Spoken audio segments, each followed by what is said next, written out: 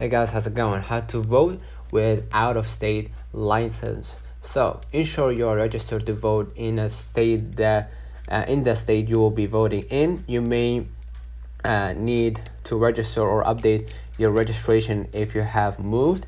Look up your state's voter ID requirements. Some states allow you to vote without an ID or accept alternative forms of identification.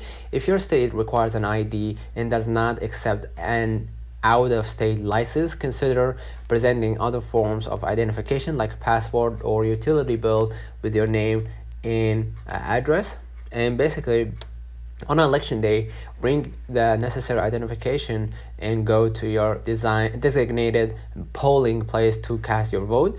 If you're unable to vote in person, look into absentee voting options and follow the necessary procedures for that.